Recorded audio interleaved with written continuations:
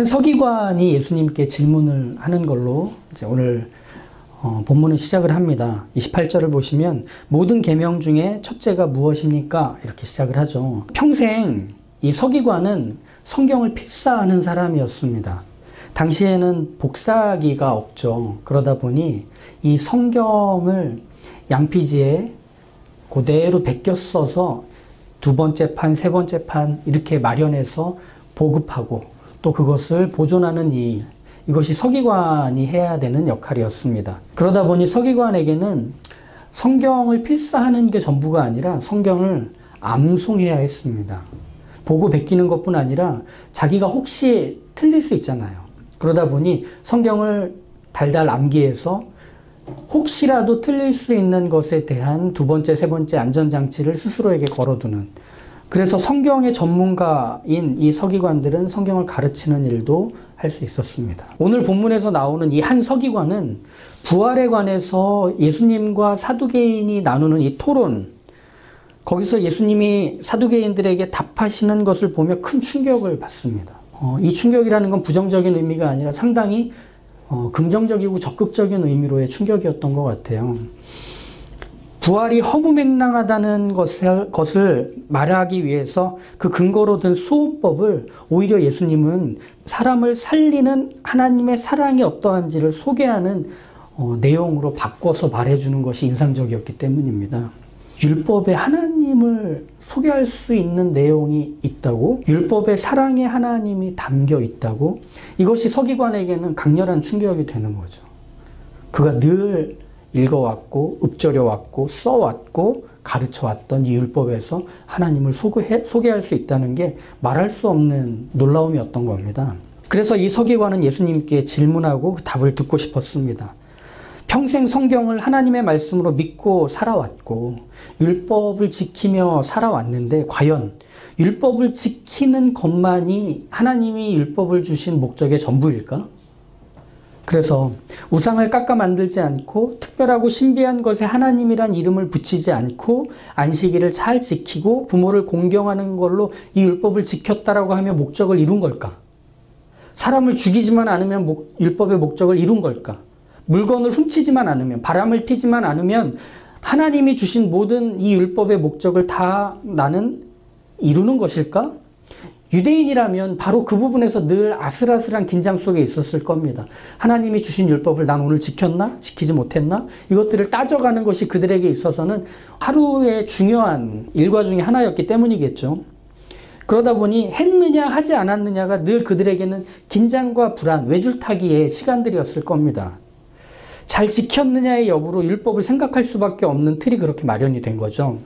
그런데 율법은 이 예수님이 말하는 것처럼 하나님이 누구신지를 알게 해주는 기능이라는 것은 없고 오히려 이 율법이 유대인들에게 하나님을 오해하게 만드는, 하나님과는 상관없는 종교제도가 되어버렸다는 사실을 문득 이 서기관이 확인하게 된 겁니다. 그러니 서기관이 말한 모든 계명 중에 첫째가 무엇입니까? 라는 질문은 하나님이 제일 중요하게 보시는 율법이 무엇이냐라는 말이겠지만 다시 말하면 이런 뜻이 되는 거예요. 하나님이 어떤 목적으로 우리에게 율법을 주신 것인가요? 라는 뜻입니다. 그러니까 지켰느냐 안 지켰느냐보다 왜 주셨는지를 묻는 더 근원적인 질문을 이 서기관이 하고 있는 거죠.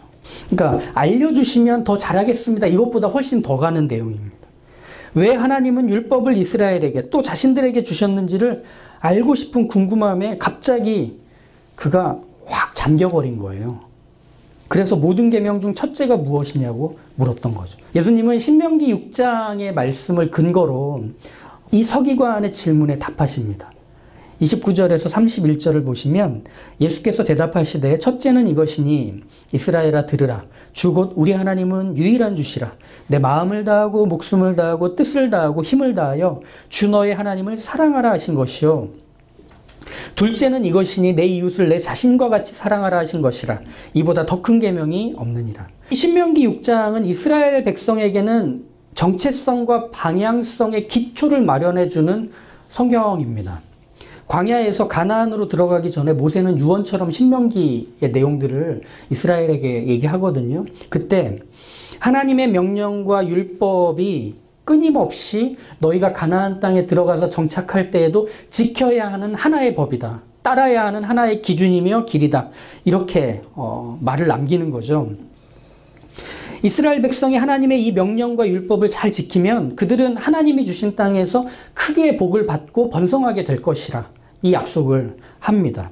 만약 이 율법을 지키지 않으면 복이 아닌 저주를 그리고 번성이 아닌 멸망을 겪는다. 사실 가나안 땅에 들어가 나라를 세운 이스라엘이 아수르와 바벨론에 의해서 멸망당했던 이유는 하나님의 율법을 준수하지 않고 하나님의 법으로부터 떠났기 때문이라는 걸 선지자들이 계속 얘기하잖아요.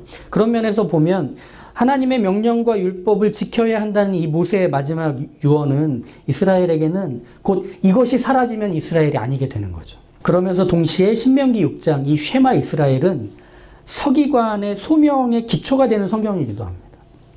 하나님의 명령과 율법을 필사해서 성경책을 계속 만들어 갔고 정확하고 세밀하게 전달하고 가르치는 일을 맡은 건 서기관이었거든요. 그래서 이스라엘 백성 전체가 하나님의 명령과 율법을 마음에 새기고 가르치는 일을 이 서기관이 감당하게 됩니다. 집에 앉았을 때나 길을 갈 때나 누워있을 때나 일어났을 때도 이 하나님의 율법을 잊지 않고 늘 떠올리며 그것을 반복시키는 일에 가장 전문가로서 그리고 가장 큰 책임을 맡은 자로서 서기관이 있었죠. 부모가 할 수 있는 일보다 더 가야 하는 일이어서 서기관의 역할은 상당히 중요하고 상당히 지속적이어야만 하는 책임이고 역할이 됩니다. 예수님은 유대인이라면 다 아는 이 신명기 6장 말씀으로 서기관에게 답을 주시잖아요. 다 알아야 하는 내용, 사실은 다 알아야 하는 내용이 가장 소개가 소홀한 내용이 되기도 해요. 그러니까 다 아는 내용은 대체로 우리는 잔소리로 듣잖아요. 마찬가지로 유대인이라면 다 아는 이 신명기 6장의 말씀으로 예수님이 말씀하시는데 그리고 서기관의 소명, 그 역할과 책임의 근거가 되는 신명기 6장의 말씀으로 답을 해주시는데 이 서기관이 그 얘기를 듣고 그 얘기에 있어서 이전과 이후를 구분할 만큼 놀라운 변화가 일어나 버리게 됩니다. 그래서 서기관이 이 예수님의 말씀을 들은 후에 어떻게 답을 하냐면 32절과 33절을 보시면 서기관이 이르되 선생님이여 옳소이다. 하나님은 한 분이시요 그 외에 다른 이가 없다 하신 말씀이 참이니이다. 또 마음을 다하고 지혜를 다하고 힘을 다하여 하나님을 사랑하는 것과 또 이웃을 자기 자신과 같이 사랑하는 것이 전체로 드리는 모든 번제물과 기타 제물보다 나으니이다. 이 서기관의 대답에 대해 예수님이 지혜롭다 하시며 너는 하나님의 나라에서 멀지 않다라는 이 예수님을 만난 사람들에게 해주셨던 말 중에 가장 크고 가장 강렬한 칭찬을 남기십니다. 서기관의 대답은 사실 예수님이 하셨던 말씀 앵무새처럼 한 거 아닌가요? 그리고 하나님의 나라에 가까이 다가섰다고 하는 것이라는 칭찬을 들을 만큼의 어떤 그 뭔가 대단한 얘기를 한 것처럼 보이지 않는데 도대체 예수님은 어떤 근거로 이 서기관이 한 말에 대해서 이런 칭찬을 더하셨을까? 신명기 6장을 근거로 예수님은 율법의 목적을 떠받치는 두 개의 기둥. 첫째는 마음을 다하고 목숨을 다하고 뜻을 다하고 힘을 다해 하나님을 사랑하는 것이라는 기둥과 둘째는 이웃을 내 몸과 같이 사랑하라는 이 기둥. 이것이 율법의 목적을 이루는데 중요한 두 개의 기둥이라고 말씀해 주신 것에 서기관은 이 두 개를 세 개로 나눕니다. 여기서 서기관의 깨달음의 차이, 예수님이 칭찬하신 이유가 드러나게 돼요. 서기관은 예수님의 말씀에서 질서를 매겨 위치를 정해줬습니다. 선생님의 말씀이 옳습니다 라고 해놓고 하나님은 한 분이시요 그 외에 다른 이가 없다 하신 게 옳으십니다. 하나, 마음을 다하고 지혜를 다하고 힘을 다해 하나님을 사랑하는 것 둘, 이웃을 제 몸처럼 사랑하는 것이 전체로 드리는 모든 번제물과 기타 제물보다 낫습니다. 셋. 그럼 뭐가 하나 분리가 된 것처럼 보이세요? 하나님은 한 분이시고 그 외에 다른 이가 없다 하시는 게 옳습니다가 따로 분리되어 나왔습니다. 예수님의 말씀에서 늘 알고 있었던 것이 놀랍도록 새롭게 다가온 내용이 이게 되는 겁니다. 하나님은 단 한 분 유일하신 참 하나님이고 이 하나님과 견줄 수 있는 어떤 존재, 어떤 신, 어떤 절대자는 없습니다라고 하는 것이 그의 전과 후를 나뉘는 분명한 시작이 돼버리는 겁니다. 다신교가 성행하던 고대 사회에서 유일신 신앙을 가지고 있는 유대교는 다른 종교들과 이 특징에서 구별이 되거든요. 그래서 유대인들은 진짜 신은 오직 여호와 하나님 한 분이야. 그렇게 늘 당연하게 알아왔습니다. 이 서기관도 마찬가지일 거예요. 그런데 이것에 대해 옳습니다, 선생님. 맞습니다. 이렇게 서기관이 반응을 하는 것에는 이 사실을 알았지만 몰랐던 것. 이것을 알게 되는 거예요. 서기관에게 새롭고 중요한 사실이 돼버린 거예요. 그래서 자신이 알고 있던 내용의 순서와 무게가 달라져 버리는 겁니다. 서기관은 2, 3, 하나님을 사랑하고 이웃을 사랑하는 것이 가능하려면 일이 전제되어야 한다는 걸 확인한 거예요. 이를 통과해야만 비로소 2, 3은 밀접하게 그리고 견고하게 두 개의 기둥으로서의 역할을 할 수 있다는 걸 확인한 거예요. 그럼 율법의 목적은 뭐가 되는 거죠? 하나님을 사랑하는 게 목적? 이웃을 사랑하는 게 목적? 아니요. 하나님이 유일하신 참 하나님이라는 것을 아는 게 율법의 목적이 되는 거예요. 즉 하나님이 율법을 왜 주셨는가? 하나님이 누구신지를 알도록 하기 위함. 이것이 서기관에게는 새로운 진리가 되는 겁니다. 율법 주신 목적은 하나님이 사랑의 하나님이신 걸 알게 돼서 하나님을 닮아 사랑의 사람이 되도록 돕기 위한 하나님의 백성들에게 마련한 사랑의 장치, 하나님을 닮는 자녀들을 교육시키기 위한 방편이었던 거예요. 우리 지난 시간에 했던 수혼법 떠올려 볼까요? 남편을 잃고 아이도 없는 미망인을 하나님은 어떻게 지키시죠? 장로들을 동원해요. 성읍 사람들을 다 동원해요. 그래서 이 미망인은 가정을 세우는 주체이고 그러니 존중과 지지를 받을 사회 구성원 중에 하나야. 너희들 함부로 여기지 마. 라며 이 미망인을 지키신 하나님이죠. 그러면 이 율법을 지키는 것으로 그 성읍의 사람들 그리고 그 율법을 준수해야만 되는 그 시대의 사람들은 뭘 확인하느냐? 아, 우리가 가볍게 여기고 우리가 쉽게 여길 수 있는 사람이란 없다. 모두가 하나님 앞에서 적극적인 법을 지키는 준수자이며 책임자이며 존경과 지지를 받아야 하는 하나님의 백성 중 하나일 뿐이다. 그러니 내가 지금 돕는 것은 그가 가여워서가 아니라 그가 그의 책임과 역할을 감당할 수 있도록 지지해주고 응원하는 것이지 라는 것으로 이 수혼법을 통해 사랑, 존중, 호의 이런 것들을 배워갈 수 있게 된다. 우리 지난 시간에 같이 했잖아요. 어떤 율법을 지키든지 그 율법은 지키는 사람을 사랑의 사람, 그것으로 길러내는 결과를 만들어주는 것이었습니다. 사랑은 내가 알고 있는, 내가 할 수 있는 어떤 감정, 어떤 의지, 어떤 친절함과 설렘일 수 없습니다. 사랑은 단 하나의 감정, 단 하나의 의지, 단 하나의 친절함과 설렘입니다. 그러면 그 단 하나의 사랑을 우리가 갖고 있지 않다면 우리는 어떻게 그 사랑을 할 수 있을까? 하나님께로부터 배우는 겁니다. 하나님께로부터 받는 겁니다. 부모에게서 태어나 배꼽을 가진 사람이라면 누구도 이 사랑을 내가 갖고 있는 걸로 발휘할 수 없습니다. 근데 우린 거기서 착각을 해요. 부모의 자녀를 향한 사랑, 부부간의 사랑, 우정, 이웃을 향한 헌신, 진리를 향한 절대적 경외감 같은 이것들이 마치 우리 안에 있는 사랑인 양 생각을 해요. 우리가 죄로 인해 망가졌지만 파편적인 하나님의 형상은 갖고 있습니다. 다만 그것이 제자리를 찾지 못할 뿐이죠. 그러다 보니 사랑은 하되 왜곡된 사랑을 하게 됩니다. 사랑을 하되 상처 주고 상처받는 사랑을 하게 될 뿐입니다. 오해가 생기고 의심이 쌓이고 실증과 아픔을 주고받는 식의 사랑밖에는 우리가 할 수 있는 게 없습니다. 그러면 후유증 없는 사랑, 서로가 서로를 유익하게 해주며 세워주는 사랑이란 사랑이신 하나님께로부터 배울 수 있는 일입니다. 율법은 바로 거기에서 기능합니다. 모방하고 흉내내는 게 아니라 그분의 사랑을 받아서 그 사랑으로 내가 내 주변을 펼쳐내는 바로 이 방식으로 우리가 사랑을 갖는 거죠. 맛있는 짬뽕은 분량이 나잖아요. 근데 분량이 난다고 해서 짬뽕이 불은 아니잖아요. 사랑의 흉내는 낼 수 있을지 모르지만 진짜 사랑은 하지 못해 우리가 서로 힘들고 지치고 상처받는 것들은 다 그렇게 시작을 하잖아요. 율법의 목적은 바로 이 하나님이 사랑이신 걸 알게 해주는 것, 동시에 그 하나님을 닮아 사랑의 사람이 되도록 하는 것.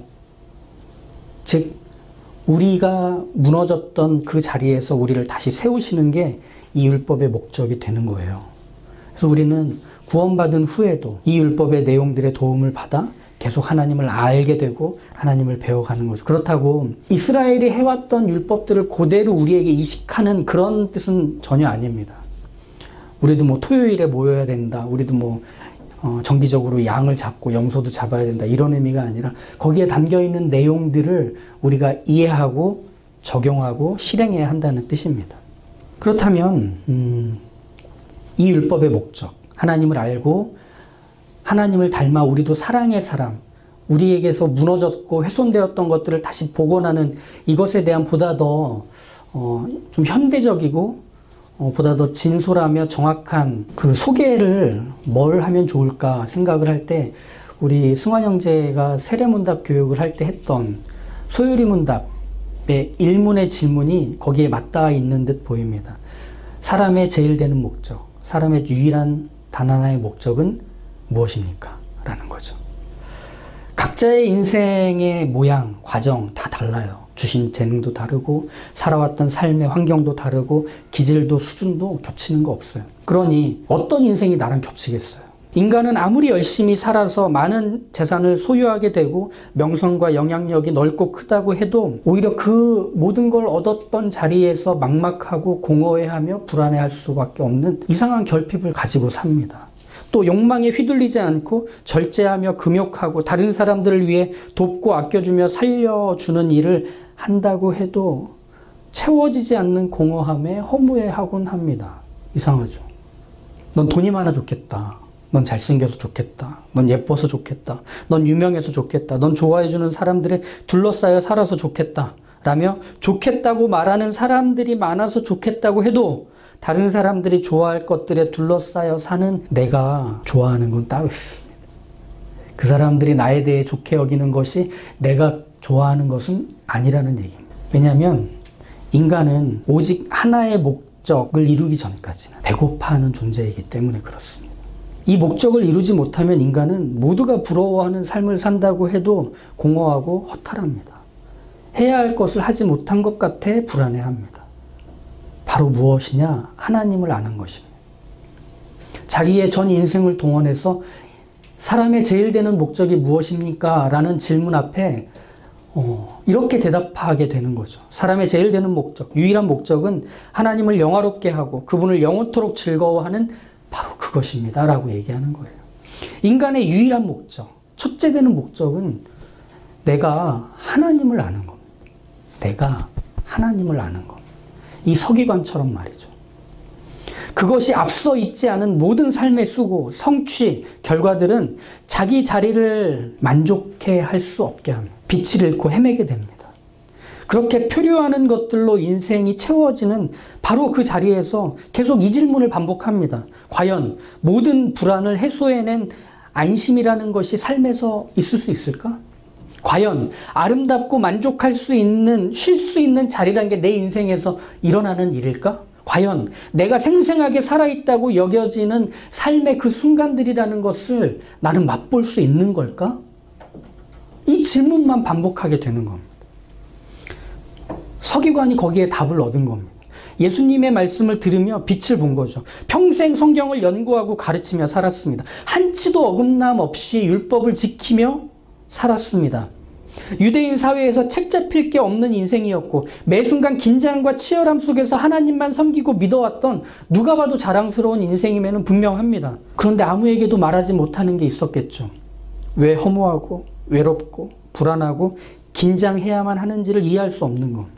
그때 예수님을 통해 이미 알고 있던 내용들의 빛이 담깁니다. 아, 내가 하나님을 몰랐구나. 하나님에 관한 정보는 가득했을지 몰라도 내가 하나님을 몰랐구나. 난 하나님과 어떤 관계도 없었던 거구나. 예수님은 오직 하나의 답만을 반복하고 계십니다. 너희가 하나님을 알지 못해. 말이 돼? 우린 이스라엘 백성이고 아브라함의 자손이고 어릴 때부터 율법을 지켜왔고 하나님의 말씀을 달달 외우고 있는 이 세상 누구도 하지 못하고 할 수 없는 그 하나님의 백성다운 모든 조건과 자격을 가지고 있는 우리인데 우리가 하나님을 모른다고? 그래, 너희는 하나님을 몰라.